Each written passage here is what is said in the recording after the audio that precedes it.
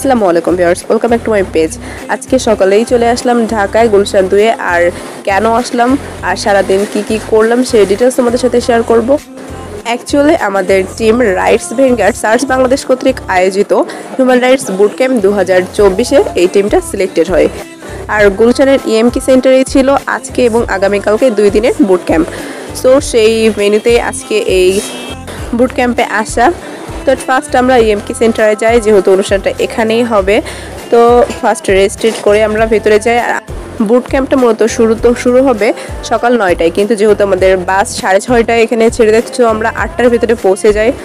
আর গিয়ে তো দেখি কেউই আসে না, মানে আমরাই ফার্স্ট টিম পৌঁছে এখানে। সো আমরা এখানে গিয়ে চারিদিকটা ভালো করে দেখতে থাকি। আর এখানকার পেইন্টিংগুলো খুবই অ্যাট্রাকটিভ ছিল। তো কিছুক্ষণের মাঝে কিন্তু অন্যান্য টিম চলে আসে। মোট 8টা টিম এখানে সিলেক্টেড হয়। সো সব টিম মেম্বাররা চলে আসে।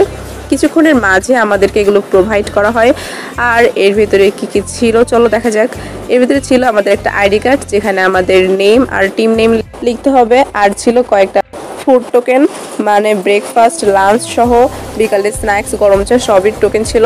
আর একটা ছিল ছোটো নোট প্যাড, এটা হচ্ছে সেশনে কি শিখলাম সেগুলো এখানে লেখার জন্য। সো আমি আমার নাম লিখে একটু দেখছিলাম যে আইডি কার্ডটা পড়ে কেমন লাগবে। তো এরপরে আমরা আমাদের প্রজেক্ট নিয়ে আলোচনা করতে থাকি আর ভাবতে থাকি যে সবার মধ্যে আমরা পারবো কিনা। যাই হোক, সকালের স্ন্যাক্স চলে আসে। আর খেয়াল করি যে প্রত্যেকটি মেম্বারকে এমন টেমপ্লেটে দেখানো হচ্ছিল, নিজেদেরকে দেখে খুবই ভালো লাগতেছিল।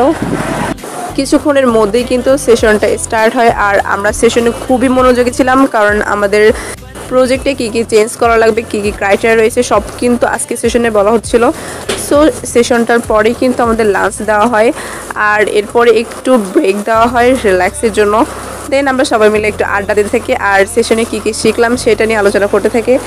দেন আমাদের টিমের মেইন নাম ছিল রাইটস ভেনগার্ড, মানে আমরা যে মানব অধিকারের অগ্রদূত। সো আমি এই টিমের নেমটা নিয়ে একটু ভিডিও করতেছিলাম আর সবাই যে যার মতো ছবি তুলতেছিল। আজকের এই বুট ক্যাম্পে মূলত চট্টগ্রাম থেকে 4টা টিম, রাজশাহী থেকে 2টা টিম আর রংপুর থেকে 2টা, মোট 8টা টিম আসে।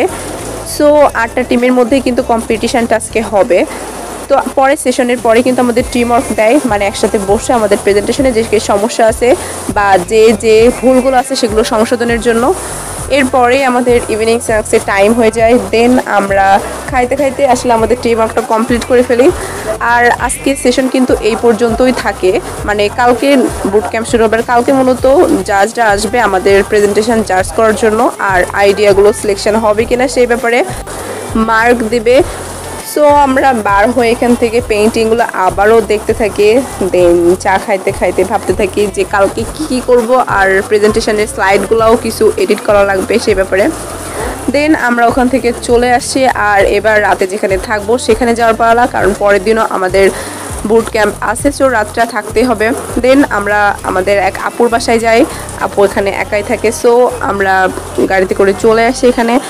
আর আস্তে আস্তে খুবই ক্লান্ত, কারণ সারা রাত গাড়িতে ছিলাম। দেন সারাদিন বুট ক্যাম্প, তবে জীবনের একটা ফার্স্ট এক্সপিরিয়েন্স, কারণ এটা আমার লাইফের ফার্স্ট বুট ক্যাম্প ছিল। জানি আসলে আজকে অনেক কিছু শিখলাম। আর বুট ক্যাম্পের দ্বিতীয় দিনের ভিডিও পেয়ে যাবা আগামীকাল ইনশাল্লাহ। সো গাইস, সে পর্যন্ত ভালো থেকো, আল্লাহ হাফেজ।